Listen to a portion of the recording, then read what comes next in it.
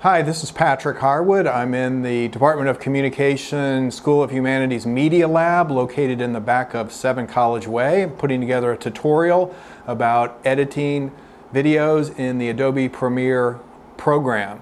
The first thing I recommend before you start editing is to have everything scripted out as carefully and precisely as you can, what you are going to say on tape, where your sound bites are, how long they are, the in and out cues, things like that. That's a real time saver and will make things go more smoothly when you're in here. So once you have your script together with a camera, connect it via the FireWire to the computers.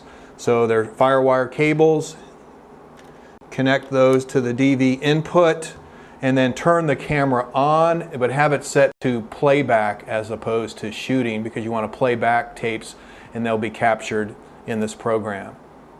After connecting the camera to the computer through the FireWire, this computer will recognize that this connection was made and this screen will pop up. Choose the Edit and Record using Adobe Premiere Pro program, so click on that. If you are opening an existing project, you can open the program through Start, click on Start, and then the Adobe Premiere Pro icon should be here. If it's not there, go to All Programs and you can find it that way also. This screen will appear. You can start a new project or open your existing project. It needs to be on the same computer that you started it on. Then we want to give the project a name.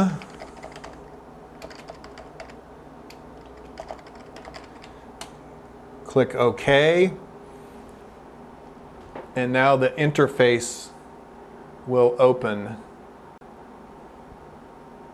In order to start capturing video from the camera, you can go to File, Capture, or do the F5 shortcut on the keyboard. This screen will appear. It says stopped right now, but once it recognizes that it's connected, it will light up and you can actually control what's in the camera on the computer screen. Start to see your video. Hello, it's me again. You will need to have the headphones on in order to hear the audio. You want to press Scene Detect in the capture screen so it will break up each shot individually, creating the shot in the scene bin. So in order to capture, press play and then hit the red record button.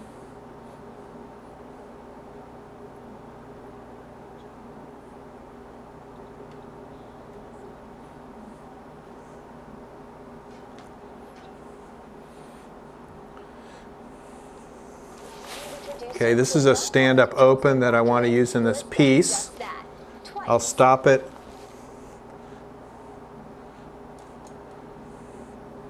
Stop recording on screen and also stop recording on the camera also.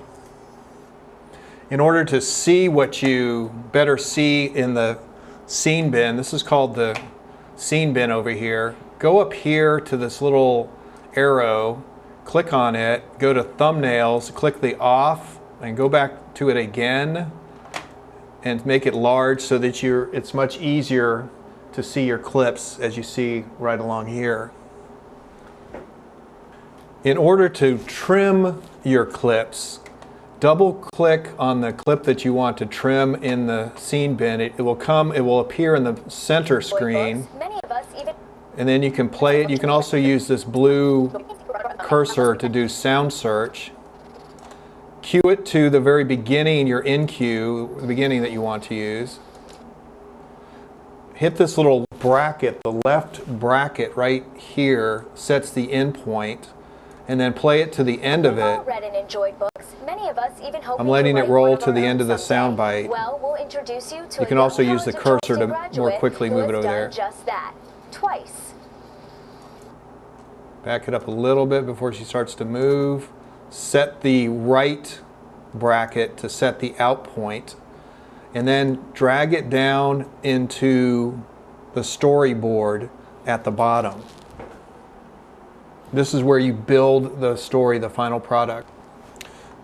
In the storyboard, there's a little cursor thing at the bottom. You can make the images of your clips larger so that they are easier to see.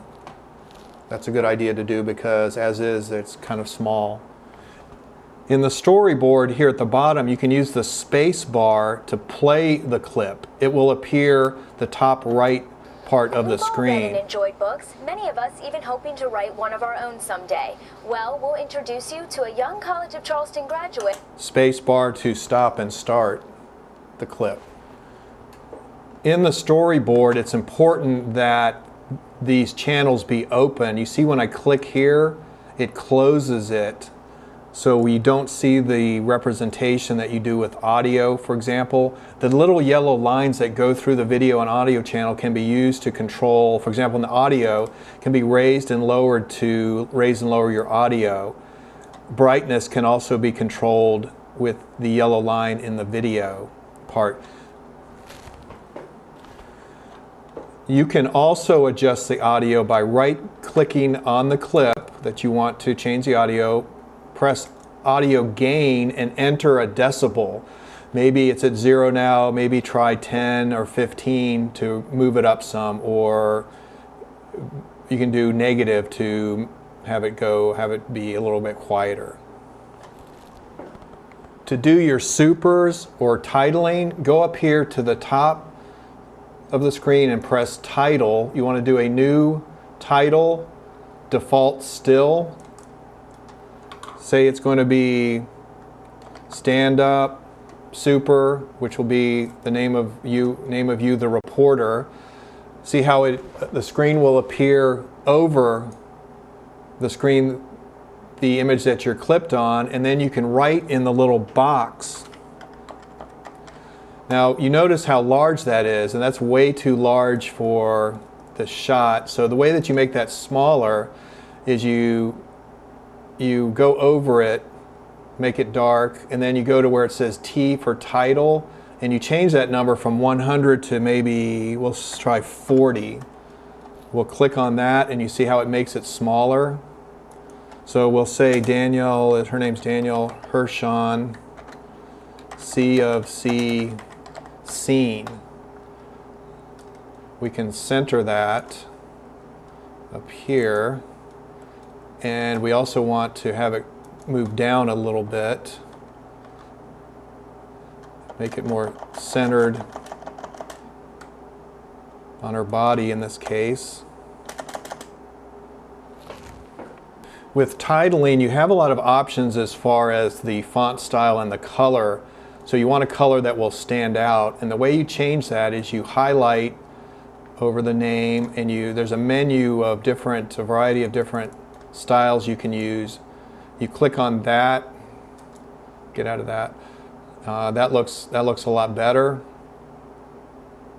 Okay, let's say we want to use that, but let's push it over a little bit more so it's better centered on her. Once it's okay, you like that, you just click out of the titling box. What happens, it creates it over here for you in the scene bin here on the left, right here, and then you just slide it over, put it in video 2, the clip's in video 1. Again, let's make sure that these are open, like so. You just slide it over to where you want it to appear. By default, it does it for 5 seconds. We can wind it back and play it. It will hit the space bar. We'll watch it here. Enjoyed books, many of us even hoping to write See one how of her our name own comes up someday. right there? We'll introduce you to a young college. Disappears after 5 seconds. You can lengthen and shorten it just by clicking on it and dragging it right or left to lengthen it or shorten it. Now as you're editing, you'll notice at the top of the storyboard there's a little red line there. That means that something needs to be rendered or created. You need to do that before you finish the product or finalize it, and I like to do that as I go along editing a little bit at a time, because otherwise it could take several minutes potentially at the end. So the way that you render to get rid of that red line is you go to Sequence, Render Work Area, and then it does it for you, and it also play the video again. So when it's in green, that's what you want. It's advisable that as you're editing to save your project as you go along. Just go up here to File, Save. The name that it will have will be the same name that you called it at the very beginning. By default, it's going to save it in the folder 3.0 for Adobe 3.0. That can be a little hard to remember. I like to just put it in My Videos, under My Documents, My Videos. So I would just put it there, but do save as you go along. If it does crash or you have problems, oftentimes restarting the computer, get out of the program, turn off the computer, turn it back on, and restart it, and then everything should be okay at that point. What we're going to do next in the case of putting together a news package or a feature package is that you need to lay your narrative down. So far we've put the stand-up open, and now the reporter's voice that's going to be covered by video needs to be put down. So in this case, one way to do it is just to record yourself on camera as you see in this clip. It doesn't really matter what you look like because it's going to be covered with the B-roll. So let me show you how you do that. I'm going to capture this. Take one. Patrick Green. Right now we're capturing the first audio track per what we have written in the script here. The tracks are the sections that go after and before and between sound bites and other sound elements. So you capture it the same way that you would B-roll and stand-ups and interviews. When you're recording like this, always start with 3, 2, 1, and then go into your track. All right, she finished it, so we're going to stop that. And don't be too quick with the stop recording. Start recording a second or two before, just so you're not cutting it too close. And we're going to trim this the same way. We're clicking out of the capture box, double click in the scene bin on our audio. Green from Tiny. Okay, it looks like I did cut it kind of close right there. So it looks like I've set the end point there with the bracket, and then we'll go here to the end. It's kind of a long audio part. Go to the end here. Okay, it ended there. We'll do that bracket. We're going to put this also in audio and video channel 1, as you see there. And now we're going to get B-roll and capture it and start to put it in video and audio channel 2, and you'll see how that covers her. We still hear her voice, but we just don't see her. We see the video that she's using to describe the story. When you're capturing your B-roll, again, make sure that you have this scene detect box clicked with the check under capture on this part of the screen, because otherwise it will just be one long continuous clip. You want to break. Every time the camera starts and stops, it creates a clip, and that's what you want in your scene bin. Be selective with the video that you capture. You don't have to capture or upload all of your interviews, all of your stand-ups, including your bad ones. Be selective, because that too much capturing can kind of clog up the system and lead to kind of glitchy behavior and computers locking up and that sort of thing. If you're just selective with what you use, having a shot sheet and have your script written out really can help a lot with that.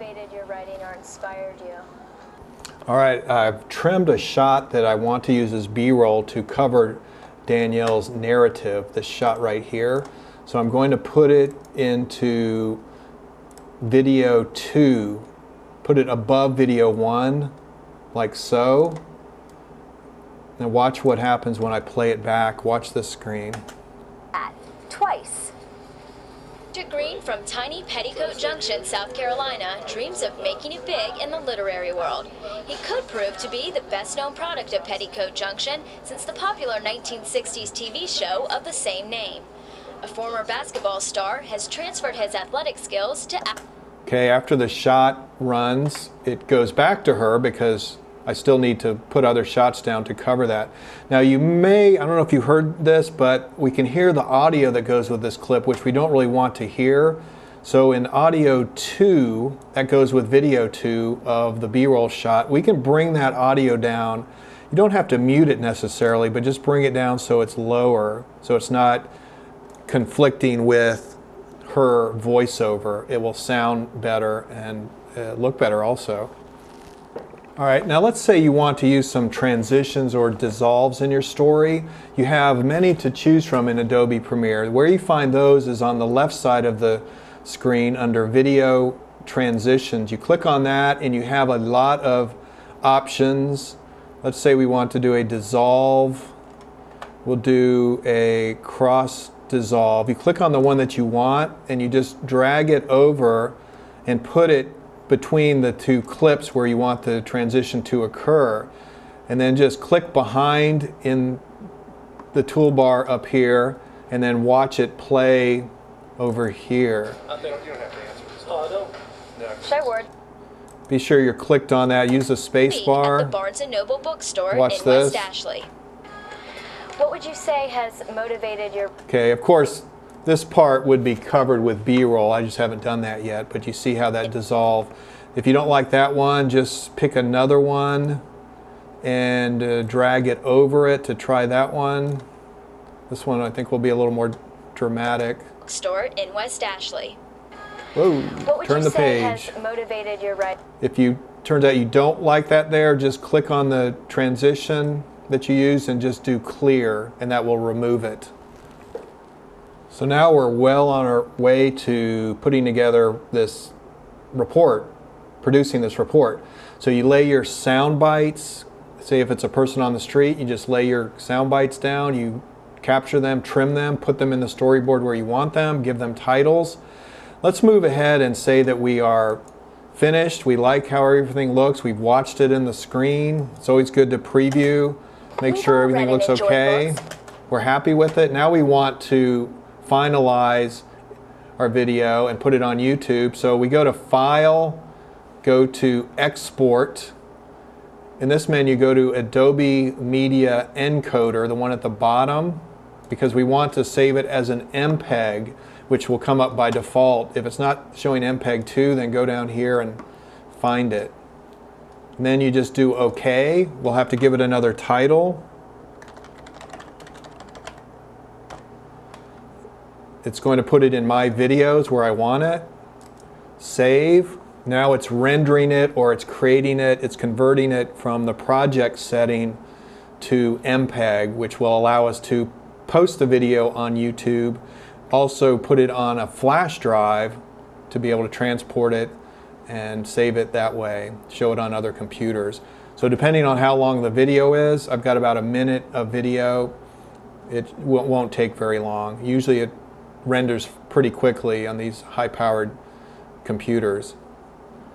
So then when it's finished, you can go to My Documents, My Videos, and find it that way, and then just double click on it. Enjoyed books. Many of us even hoping to write one And of our own voila, someday. there's our We'll video. introduce you to a young College of Charleston graduate who has done just that, twice. When you finish your videos, be sure to save the MPEG version for yourself on a flash drive so that you have it and can use it for some other projects, such as the final resume project in my TV news class.